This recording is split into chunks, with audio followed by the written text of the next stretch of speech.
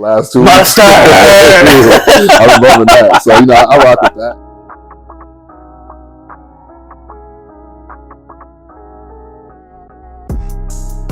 Hey guys, welcome back to the I'm So Portland podcast. You got your host, me, Marcus Sparrow, and you got a special guest today. He's no stranger in the community. He's an educator. He's an activist. He's a public speaker. He's really doing his thing out here in the community, in the Portland community, and we're just gonna do it like that. He's here and he's doing his thing. Give it up for Yusuf Larry, aka somebody might know him as you. Yeah, no, I appreciate being here, man, and thank you for the invite. Of course. The opportunity, for sure. My pleasure, man. Thank you for coming by. It means a lot, especially, the message that we're trying to put out, Yeah. So, and I feel like you're a direct representation of that. Yeah. No, thank you for that. Yeah, for Thank sure. you for that. So we're going to get into it, like, what, your background? Yeah, a little bit about me. Well, I was born here in Portland. I think a lot of people, they may know that or they may not know that, but I was born here. My mother and father, they separated when I was about 3 years old. My mom is from Philadelphia, and we actually moved back to the East Coast. And so I was always coming out here, summertime, spring break, different things like that. And I was always coming back and forth, spring breaks, summer times. I had my brothers and sisters here as well. So it was always an opportunity for me to be here, but not fully be here.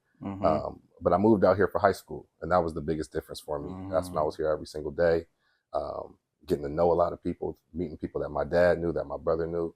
So it was an opportunity for me to grow in that way.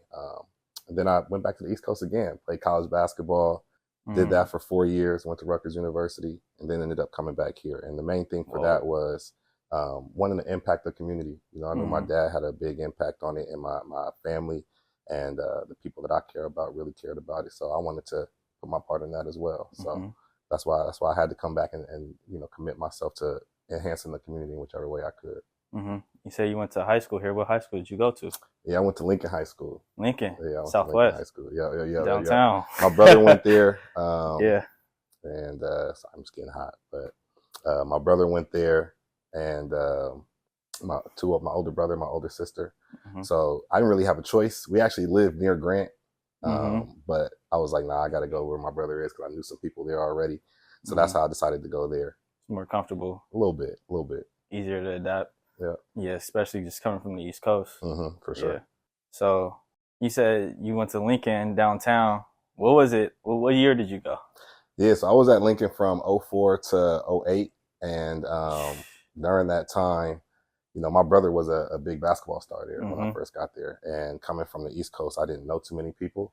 So I was really trying to focus on, like, how could I get my name out there? How could people get to know me? And I think I put a lot of pressure on myself, to really try to make that happen. Wanting to live up to the standard. For a lot of people that may not know, my dad played at Jefferson High School as well. And he was, pretty well known around the community and things that he did in terms of basketball. First all-black team to win a state championship in 1972. Oh, I didn't know that. Yeah. First all-black team to win a state championship. So to be able to have that type of influence and to be able to see that. And so my dad, had that impact on the community. And he went on to play college basketball, played at San Diego State. And then my brother also played at the University of Oklahoma, played at Lincoln, was a star. So there was for me, and I put this on myself, for me, it felt like there was a lot of pressure that I had to live up to. And I found myself trying to overcompensate for that, and really getting down on myself a lot and having to work through adversity at a young age. So that was something that was good for me. Now as an adult, I can see how good it was for me. But back then it was hard. It was hard to work through, not knowing if I was going to make it or even achieve the things that my family had achieved. So that was a lot of pressure to go there and to do that. But I appreciate the experience of being there. Even I want to touch more on the pressure side back then, but even now you still live up to that pressure. Your dad still does a lot of stuff in the community. Yeah. He still does. I know he was a part of the Vanport Square, things like that. So it's like, do you still feel like you have to live up to that, or you just taking your own path? Or in a lot of ways, and I'm gonna just be honest and just be truthful with you. In a lot of ways, there is some of that pressure, and sometimes I feel like man, am I cut out for this? Can I do this? Am I going to receive the same type of love that he received? And sometimes I do, sometimes I don't. And when I don't, it's like, oh, am I living up to it? But, I have conversations with him every day, every morning. And, he always talks to me about creating our legacy and creating my own legacy. And that's not to be compared or to, measure up to anybody else. He always says a comparison is the thief of joy. So I'm like, if I want to live a happy life, then I got to make sure that I'm focused on me and doing what I'm supposed to do, and using that influence as something to motivate me to go forward, not something that holds me back. So there is a little bit of pressure. I definitely want to live up to what my people have put down, but at the same time, I got to do it my way, and that's what I'm learning right now. Yeah, 100%. That's some wise words right there. I I always know your dad to be wise, but yeah. Not even that. Not even just about the legacy though. It's about, I feel like our older generation kind of like, leaves a foundation for us. Did you feel like you was just meant to be, or like born to be what you are now, or did you just like want to do it? Yeah, that's a real good question. That's an interesting question. My name is Yusuf, and my dad named me that. And my mom tells me a story all the time. She's like, when I was first born, before the doctors could even get me, my dad was picking me up and holding me up. And he was saying, Yusuf, it's going to be Yusuf. And I remember as a kid, right, like you get all type of nicknames, useless, you suck, all type of stuff, right? Yeah. And it used to bother me. And I used to always want to change my name. And I used to be upset that my dad chose that name. But he would always tell me the story about it's from the Bible, the story of Joseph, which is the story of Yusuf.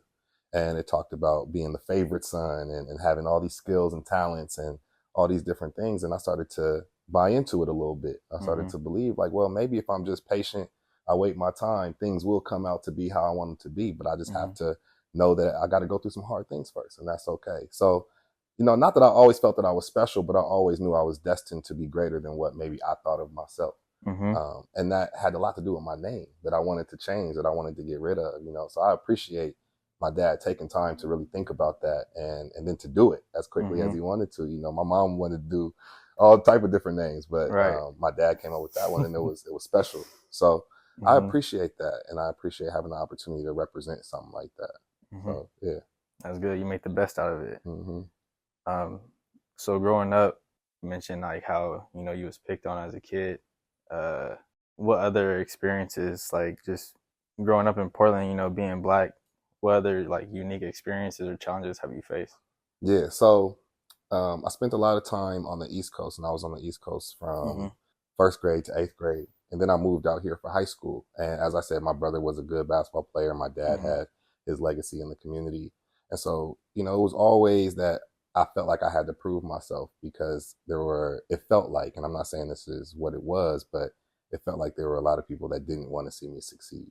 And there were a lot of people that were kind of tired of hearing, my brother's good and my dad is good. And they may have not wanted to see a third person, do that. And so there were a lot of times where I got discouraged, people telling me I couldn't do it, or I couldn't be this, it couldn't be that. And it lit a little fire under me. It definitely created like a chip on my shoulder to really go out and try to make something of myself. But it started from kind of having that pressure of feeling like I had to be something, and everybody else was looking at me to do this and to have this. And I didn't really break that feeling until I became a grown man. So I went to college at Rutgers University. I was playing basketball out there, and I decided I wanted to move back to Portland after I graduated. And I wanted to get into coaching.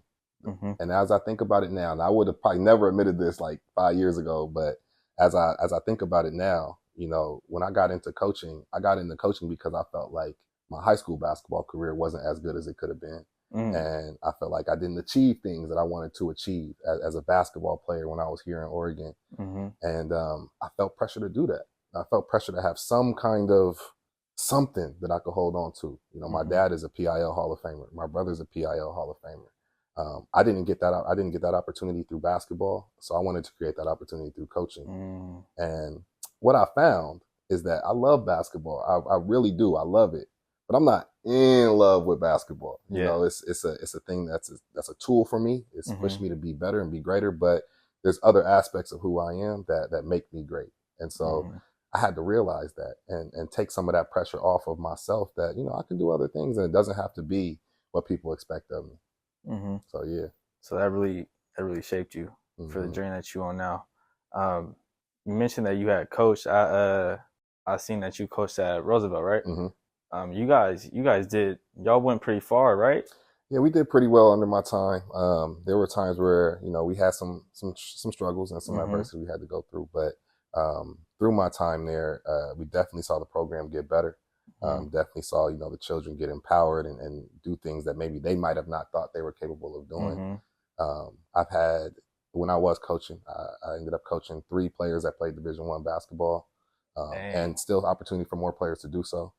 But that was something that I would say at Roosevelt was not that was not accustomed to Roosevelt basketball. Right. So to be able to create that and to make it to where people knew like Roosevelt was a household name, that's something that was special to me.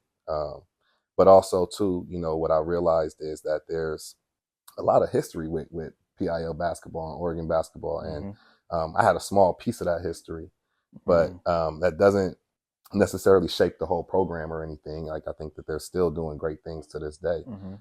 But I'm just proud of the legacy I was able to build there and still see them continue to do great things. So yeah. So with you doing all those good things for them, like you said, producing 3 Division I athletes, what made you stop?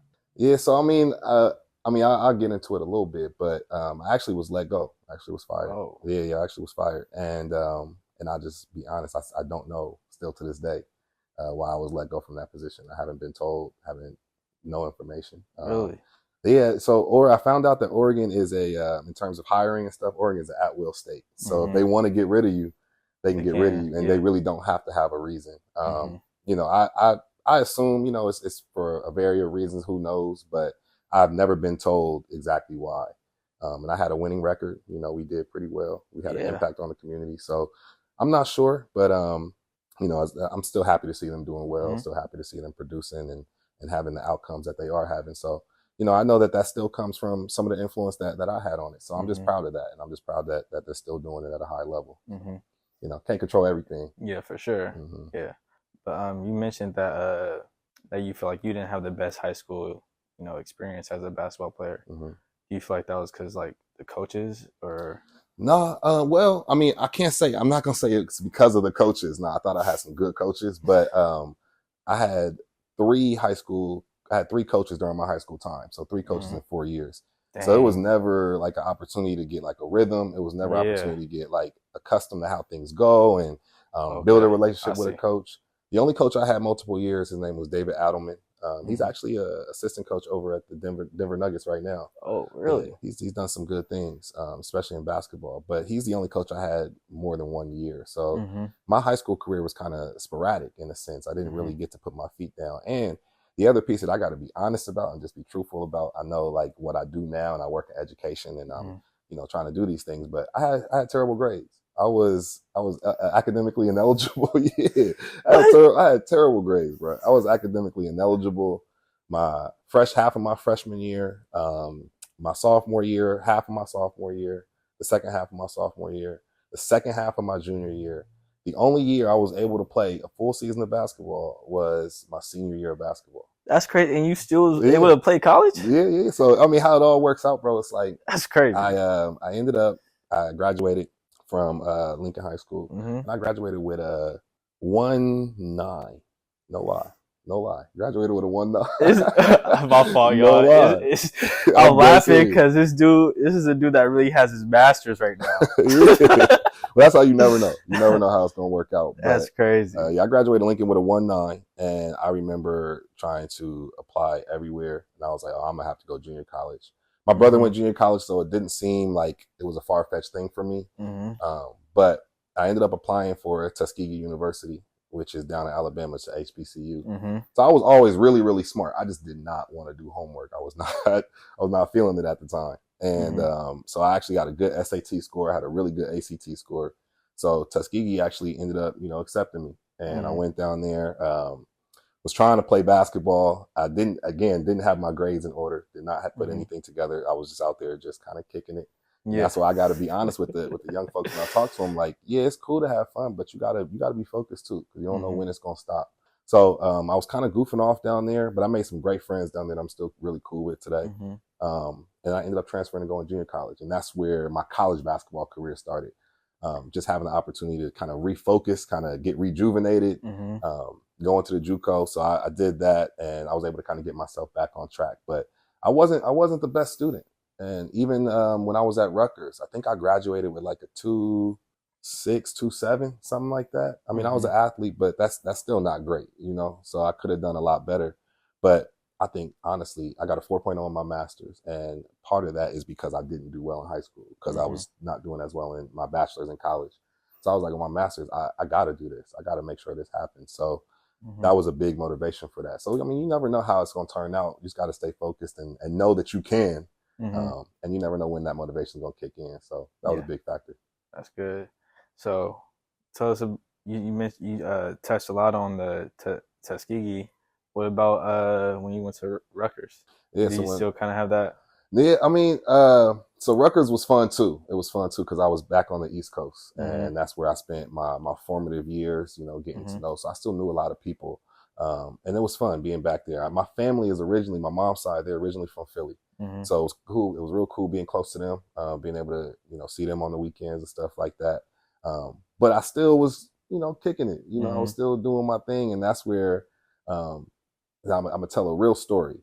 My junior year at Rutgers, we had played a school called Elon University, I think. It's in North Carolina. And it was our first game of the season. Elon, I think they came like second in their conference that year or something. And I had 16 points against them. And I remember I'm a junior college transfer. So I'm like, oh, I'm killing right now. I'm cold. Like, this is nothing. I'm thinking like, oh, okay, I'm going to be able to do this at a high level. Yeah. And I remember I went back to the school, and I remember that night, I mean, I kicked it hard. Like, I was doing everything, I was kicking it. Yeah. And I probably went to bed that night, like 4 a.m. in the morning. We had practice the next morning at like 7. And I couldn't hit the side of the backboard. Literally could not shoot for nothing. And I just came off of having a great game in our first game of the season. And I think I went the next game like 0 for 9.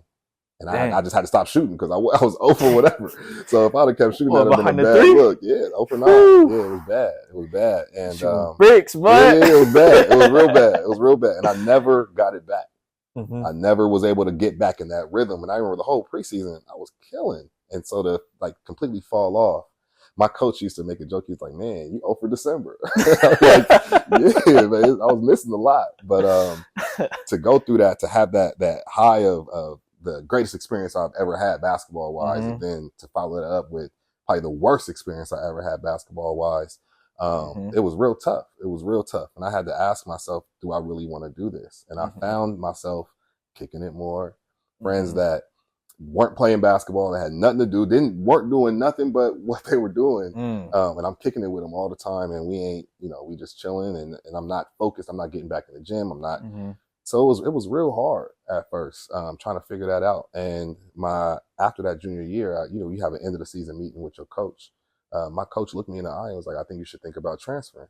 And yeah, I mean, it was like I got punched in the gut. Like I sat there, I just started crying. It was bad. Like I didn't know. I'm from Portland, so I'm all the way over here on the East Coast, and you just told me to transfer. I'm about to be a senior. I don't have any other options. Right.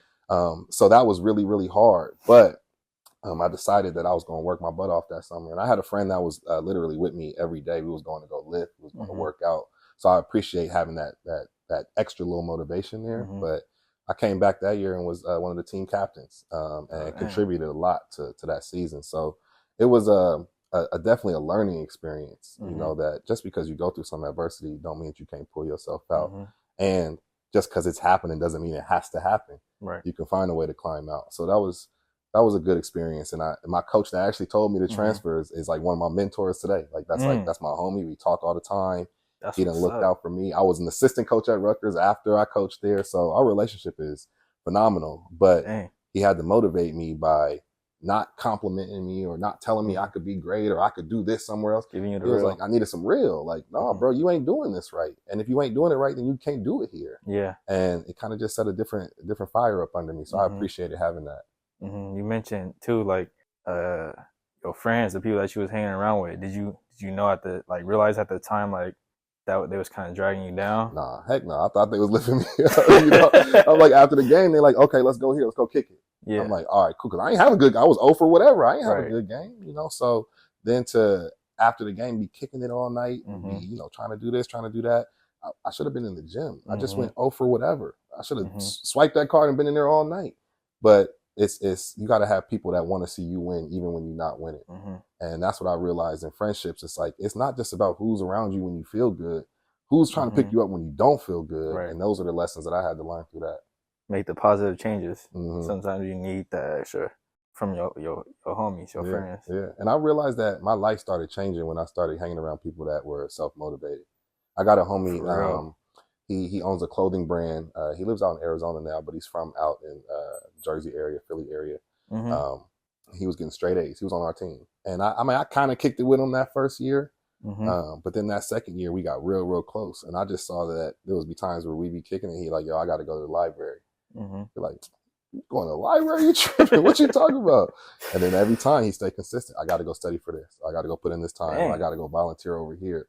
And we'd be like, dog, like we got something set up. We about to go do something. Right.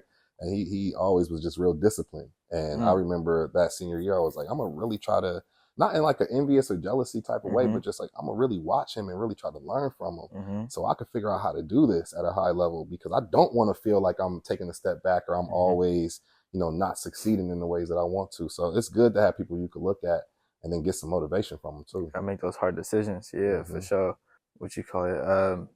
What advice would you have for somebody, you know, that's, because did you ever have like dreams of going pro? Oh yeah, I used to sit in my class when I was in elementary school and sign my name on the back of every single notebook, trying to practice my autograph.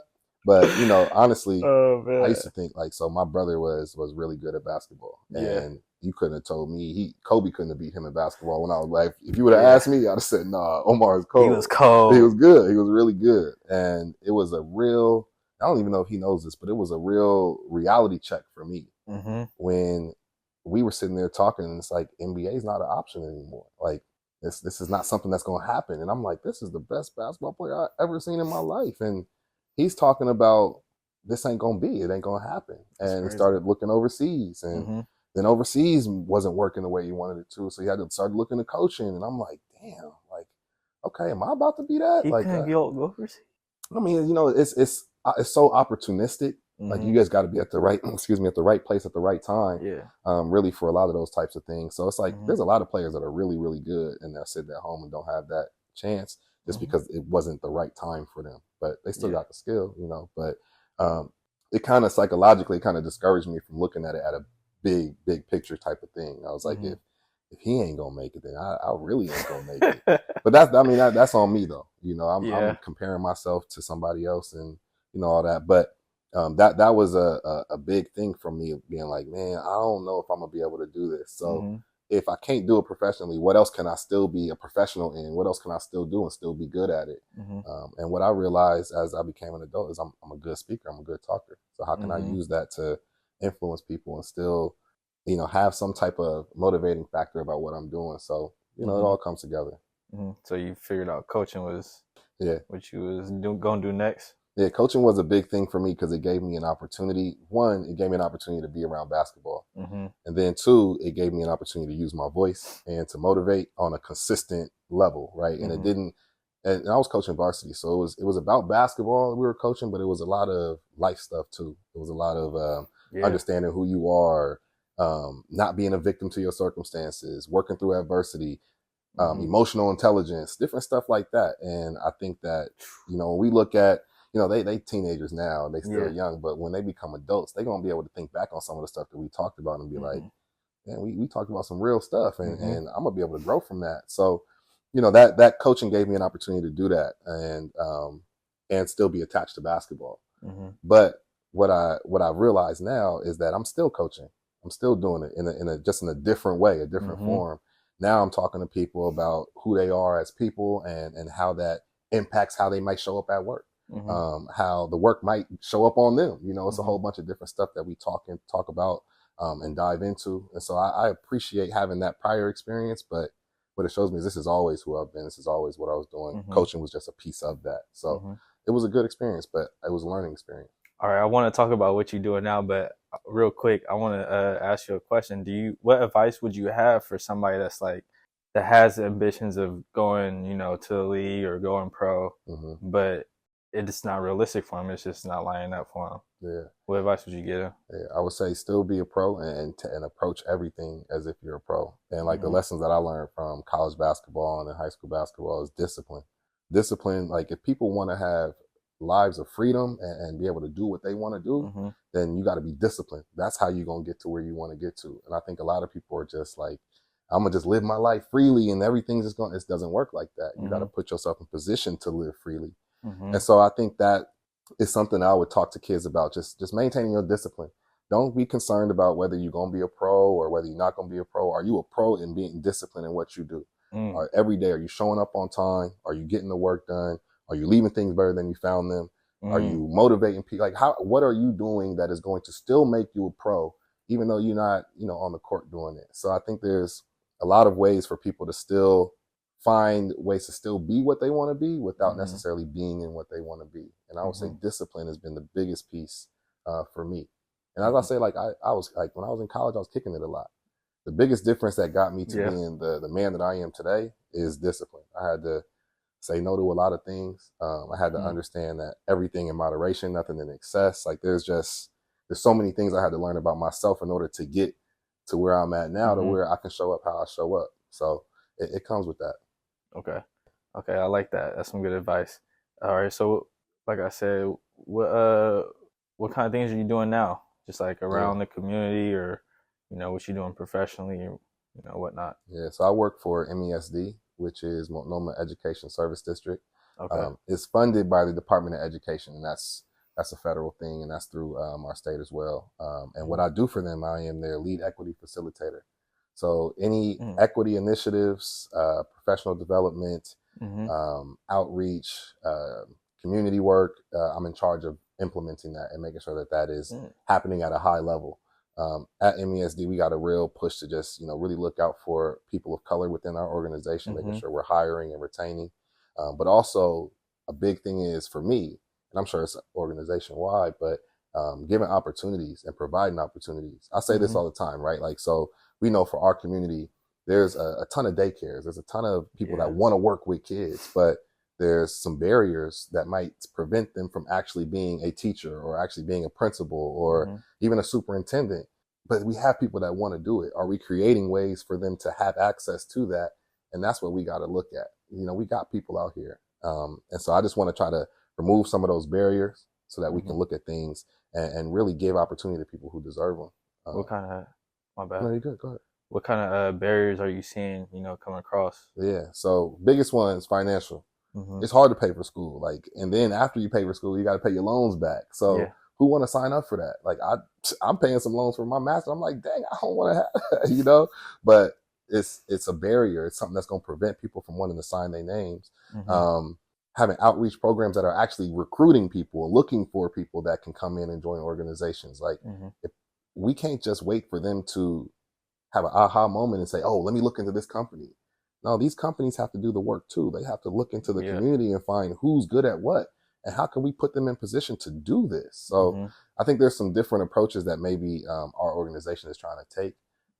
And even with hiring and retaining and all that, like there's a huge push for us to look at our hiring practices and make sure that we're giving everybody an opportunity. Like I think for us, we have to have a person of color that's in our interview. Like that's just part of our process, no matter what. So just things like that, to where we're mandating that there is fair opportunity, is something that I do. And also, I'm the vice president-elect of ORAPSI, which is the Oregon Association of School Black Educators. And what that is you gotta rewind that. Turn that back. Oregon Association of School Black Educators. Okay. Or Black School Educators. Okay, yeah, I got you. Either way it works. But I've been with them since March, so I'm still in my first year as vice president, still learning a lot with them. But it's also been a great opportunity to meet people and to expand on what we're trying to do. And for me, getting Black men as educators is the main goal. Like if we can start to do that, start to change that, think about the opportunity our kids could have, So I know for me, I never had, first of all, my only 2 Black teachers in my whole schooling experience were my kindergarten teacher and my first grade teacher. Dang. In my whole experience. That's early too. You probably don't yeah, I even mean, I have... barely remember I barely remember their names, but I'm sure they had some impact on me. But I never had a Black male teacher ever, outside of my family, and so I never had it. So it's like, to be in position to try to create something that I never even saw for myself, it's a sign of the progress that we're trying to make. And that's why it's really important for me. Okay, that's good. That's good. I like that. That's you had said something. You guys are looking for, these people to be a part of y'all, just a part of the community as teachers and whatnot. Do you feel like there's a lack of, Black men? Yeah, well, first, we in Portland, so we got to name that. You know what I'm saying? Like, it's tough just in Portland in general. But then also too, it's like, it's not cool. Like, I'm gonna just be honest.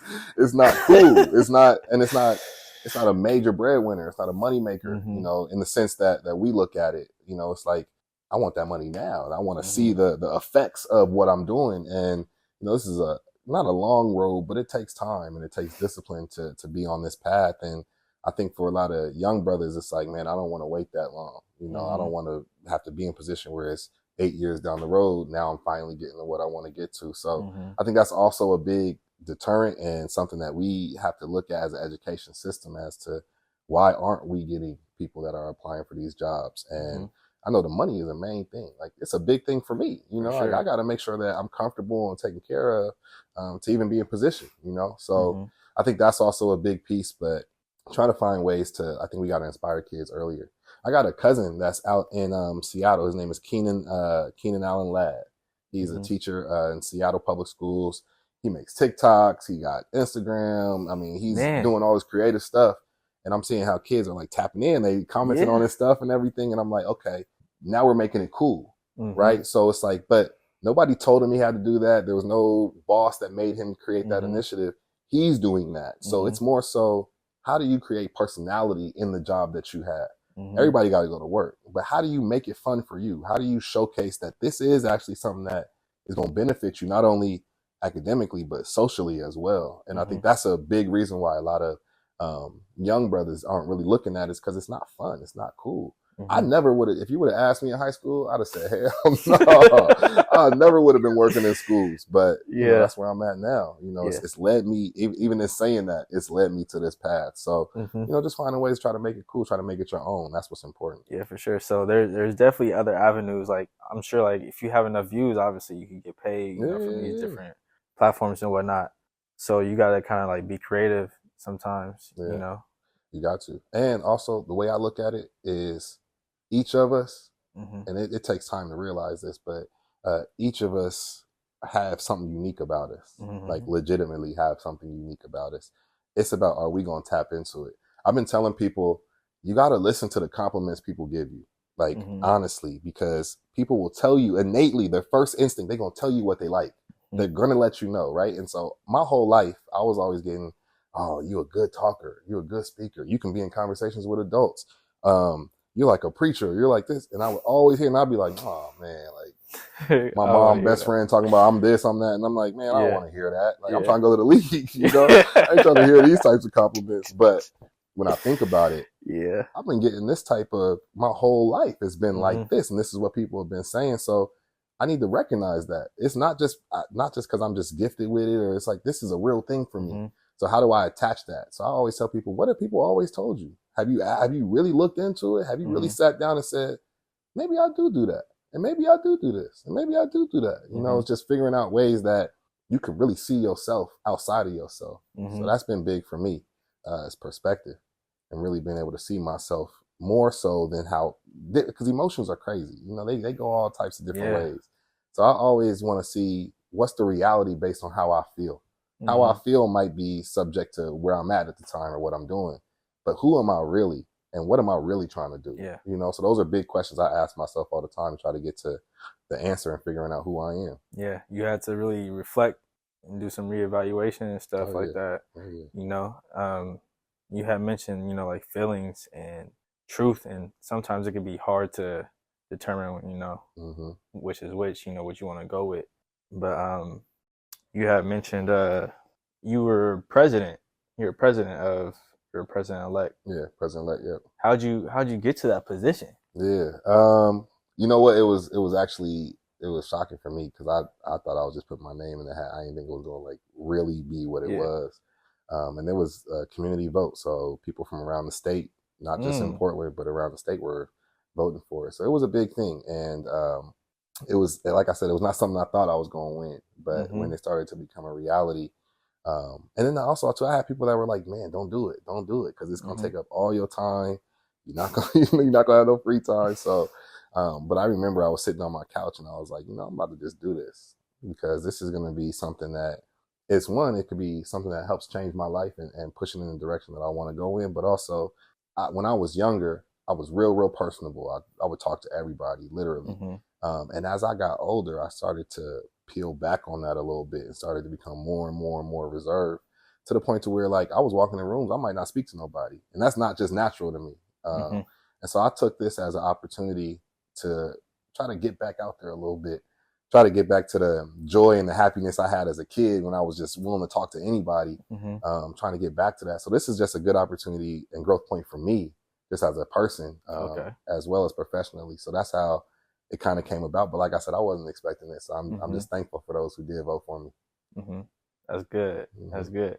You had mentioned also about, it might take you 8 years, but what are some ways that, you could like get ahead or put yourself in a better position as a teacher? I would say first thing is you got to have a plan.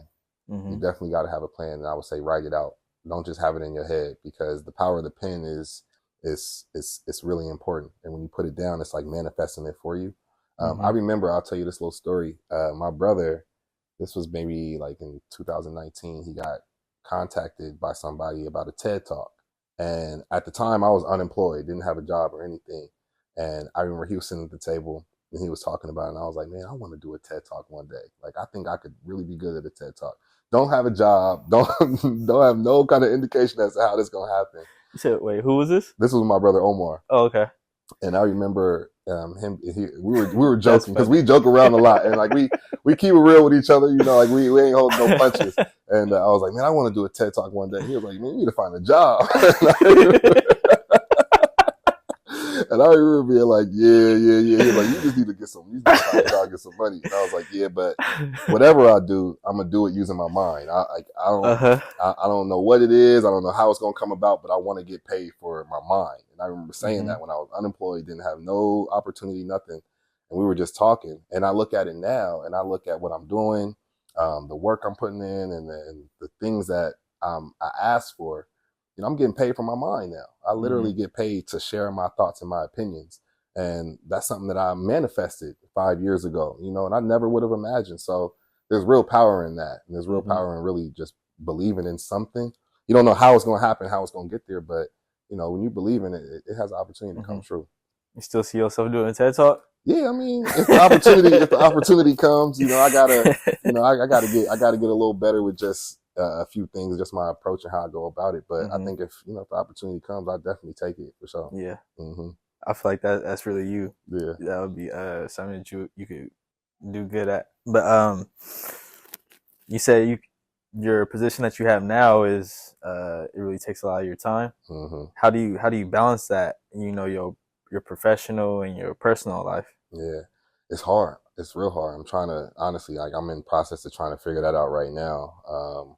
Like I go to conferences all the time, and I'm having to represent, 2 different organizations in a lot of ways, and myself in a lot of ways. And so I got to network, got to mingle. And so, we always talk about the light switch. Like, you got to be on. You got to be turned on to be in these spaces, because you don't know everybody. So you got to kind of put on the front to be, comfortable with everything that happens. And so that's something that I'm working on, because I'm actually very introverted as well. Like, I love being at home. I'm cool being at home. I cook all the time when I'm by myself. I'm cool with that. Yeah. But like I said, when I was younger, I was just so much happier when I was talking to people and I was being, extroverted. So I'm trying to get back to that. And these conferences, the traveling, it give me a chance to do that. So I really appreciate it.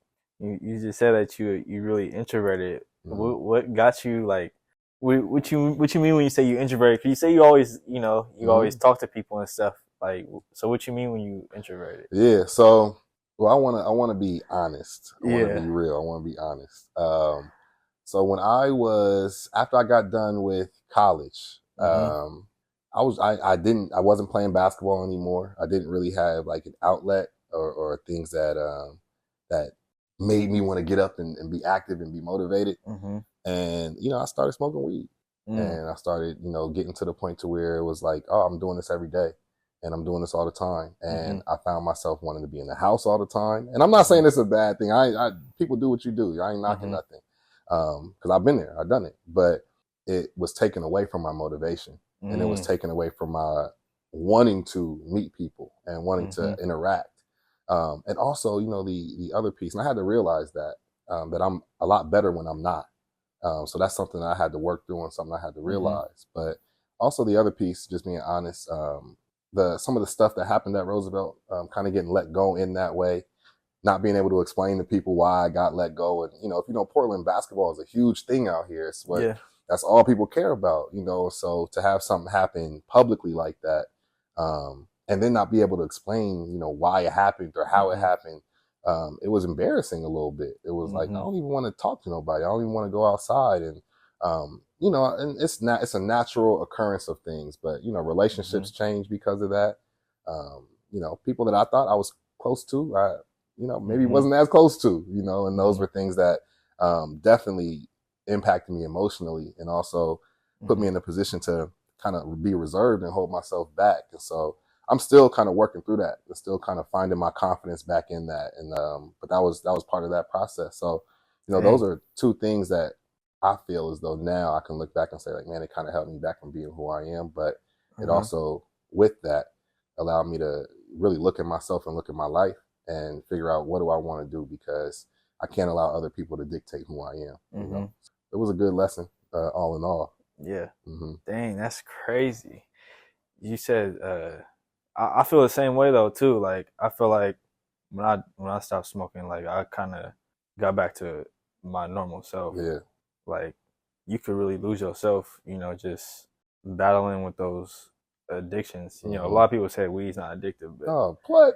But boy, that man, I feel like I could not stop. Yeah. But that's just something that you just had to internalize and realize it's not for you. Yeah. And can't nobody make you do it. Like they can't make you stop. Like it's something that you have to really choose on your own, that you want to be better. I want to see better for myself. And in all honesty, like I grew up around it. Like my you know what I'm saying? Like it wasn't something that was foreign to me. It wasn't something that I didn't know was going on. Like I knew it was taking place. And so but that's also the other piece is like that time after I had gotten let go from Roosevelt, I didn't I was working at PPS and I decided to leave PPS due to that, just not wanting to hear that and deal with that and be in the same offices as some people that I may have not agreed with, so it was just it was a tough time, and I found myself all day I'm sitting at home all day doing this, doing that, and I was just like, man, what do I really want my life to be? Is this what it is? And also, what am I overcompensating for? Because if I'm doing this, I'm doing it for a reason. It's not just because I want to have a good time and feel free. It's like I'm covering something up. Yeah. And I'm like, I got to really I had to really look into that and really figure that out as to what was the feeling of that. And it put me in position to look at myself. So I'm happy for it, and I've still learn from it. And I'm not going to act like I'm a saint or nothing. If I'm in the right space at the right time, it might go down. but I try to be real cognizant and also be aware of my discipline. And like that thing I said earlier, nothing in excess, everything in moderation. So as long as you are in control of who you are and what you want to do, and it doesn't stop you from being who you are, then handle it how you want to handle it. But I know for me, I'm much better when I'm not doing it. And so that's something I had to learn. Yeah, that's good that you noticed that. A lot of people aren't aware of those type of things. I feel like I wasn't for a long time. Yeah. But we talked about so far, different mentors that you had. You got your pops, which is a wise dude. Yeah. you had your coach in college. Is there any other people that helped you get through hard times? Or Yeah, no, a lot.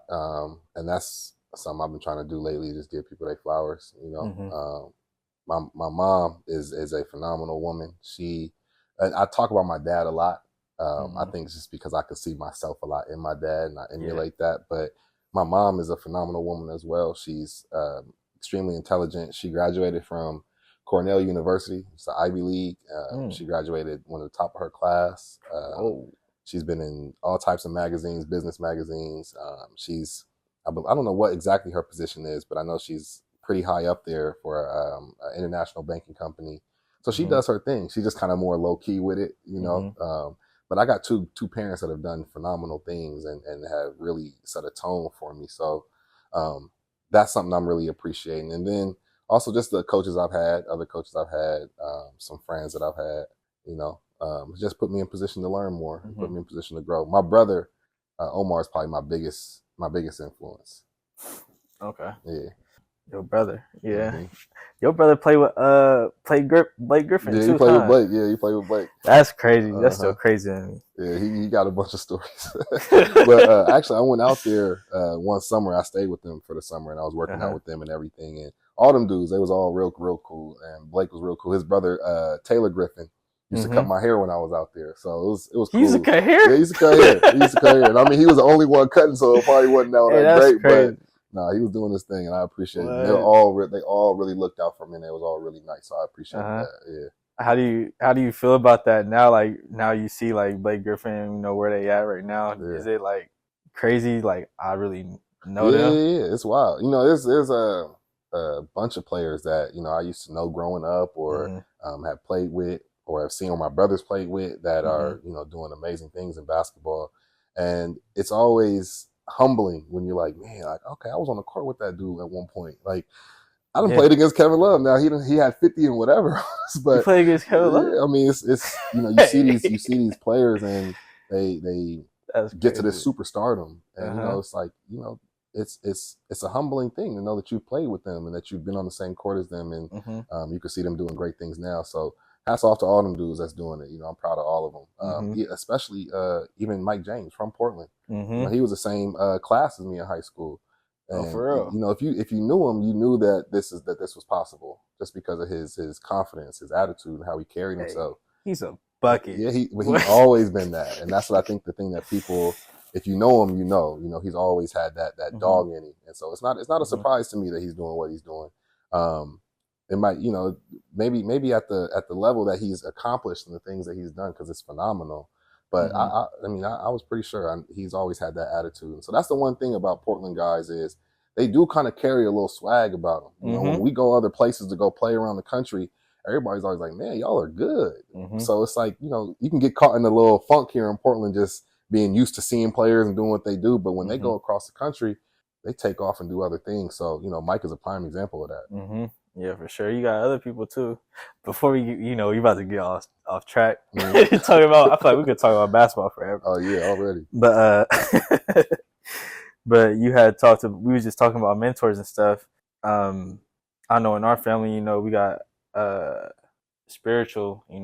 God is a big part of it. Are you now that you're older, you make your own decisions. Do you feel like that's still a big part in your life?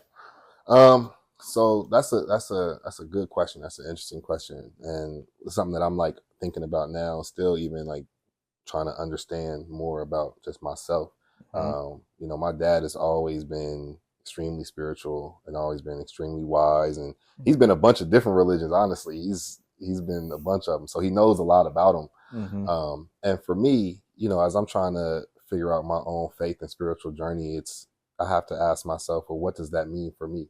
What does that look like for me? And not necessarily taking on somebody else's opinion of it or somebody else's perception of it. Is what does it look like? And how do I live a life that is going to honor that and that is going to be in service of that? And that's what I think is important to me. So I try to do a lot of my own research. I try to do a lot of my own understanding and come to my own conclusion as to what I choose to believe and what I think is what I consider faith. And so I know my dad's had a big piece of that. My mom's had a big piece of that.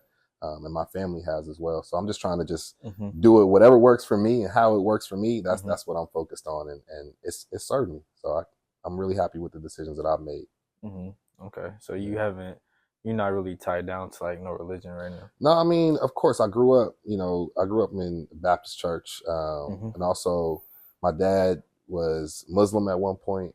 He was also practicing the Baha'i faith at another point. So, I mean, I've had a vary of different things to experience, and I can't say that there is one that I'm like, okay, that's the one I'm rocking with. I think I'm trying to take pieces from each of them, learn from them, be the best me I can be, and also too, I think this is just for me, but when I think about religion and the religious books that we have, I believe they are to be interpreted, and they're for us to understand what it means to us, not exactly what the words are on the paper. And so that's what I'm trying to do. I'm trying to learn as much as I can and figure out what's the interpretation for me, and how am I going to live life in the best way that I can through that. And so that's what it is for me.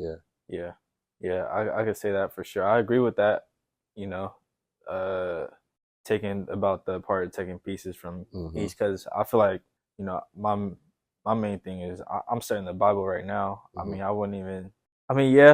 family's been Christian, Baptist, whatever. So it's like that's always going to be in me. But I'm realizing, I'm on these different platforms and I'm looking at people like 19 Keys and like Riza, Islam, Nuri, and these Muslim dudes, and they really know they stuff.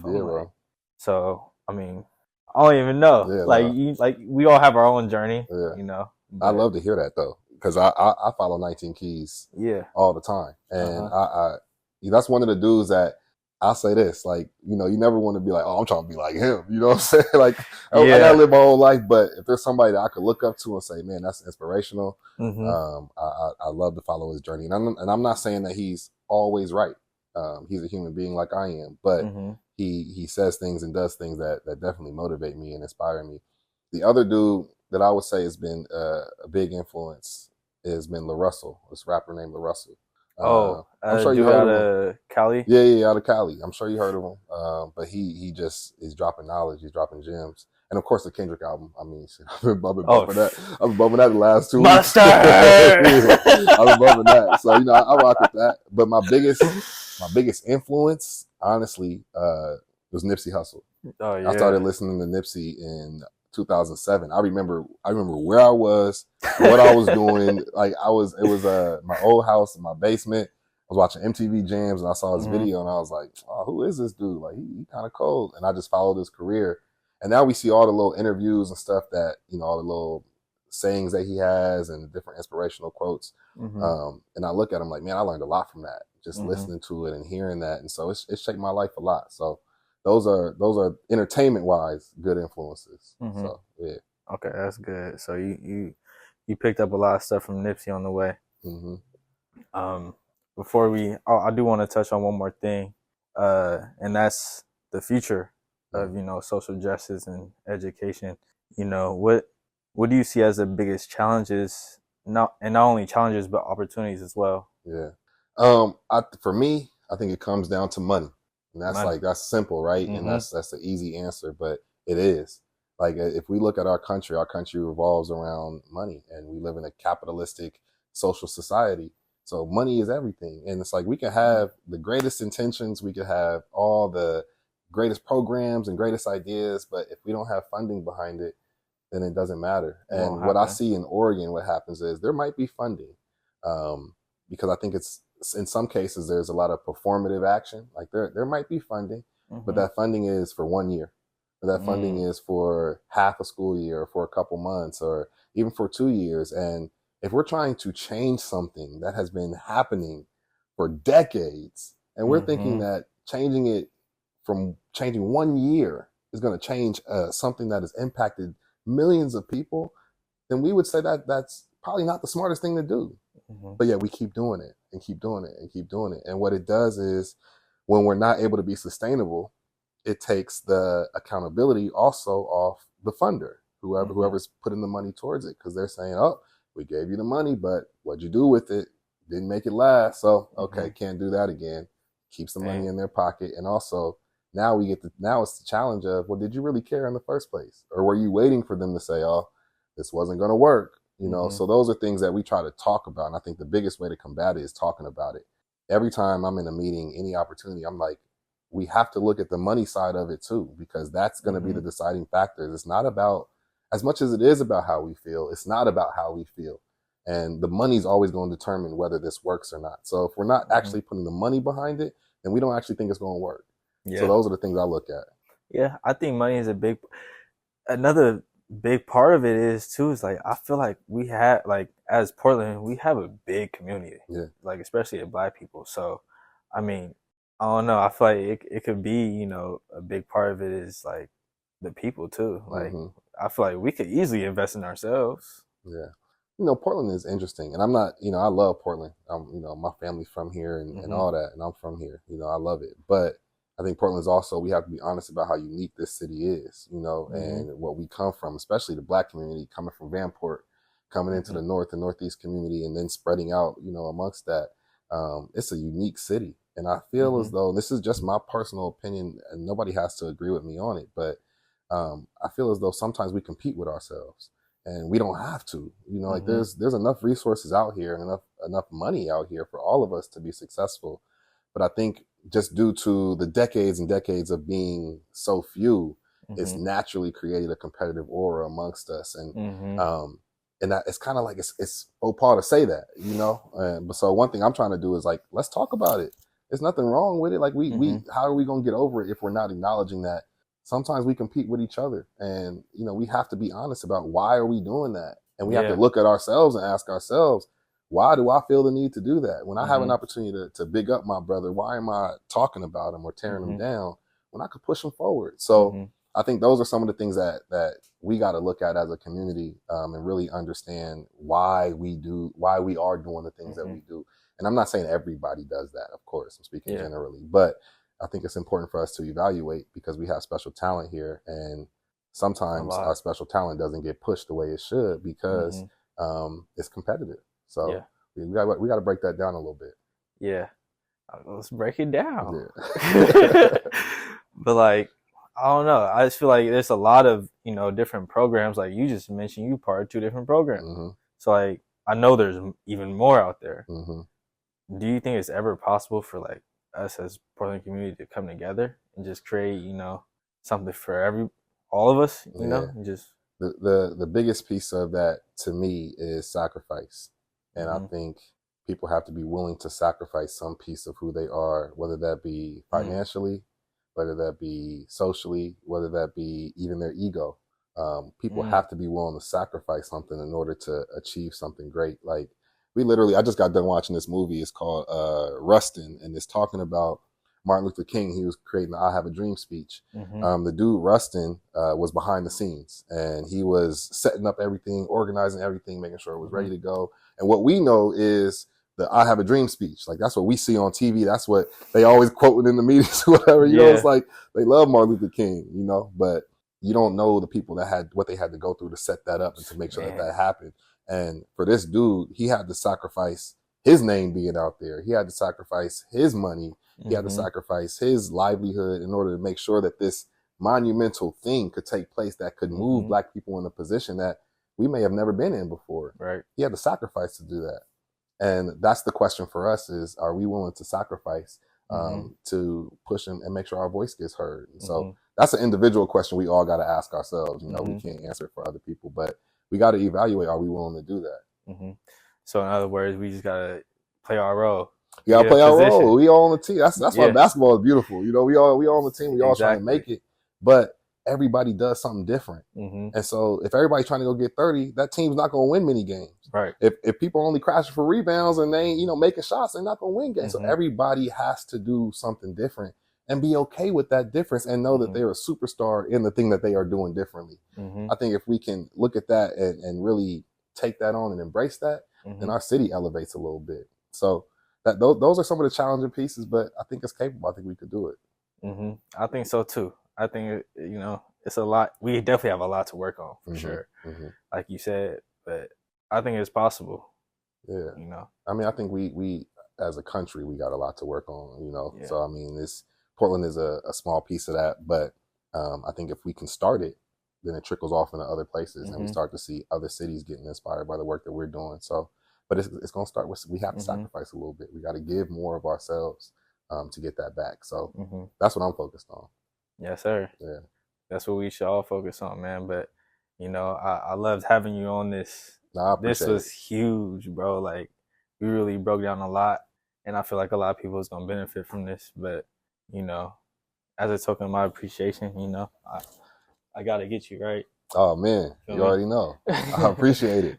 You already know. Yeah. Check it out. Yes, sir. I love it. Y'all know where to come, man. Appreciate y'all. Appreciate it. Always. You already know, baby. It's love. Appreciate y'all know where to tune in. You know, I'm So Portland podcast. Thank you again for coming on. Yeah, you got Yusuf. You know, you definitely gonna see him out in the streets, you know, in the community. But with no further ado, you know, make sure you like and subscribe, and stay tuned for the next one.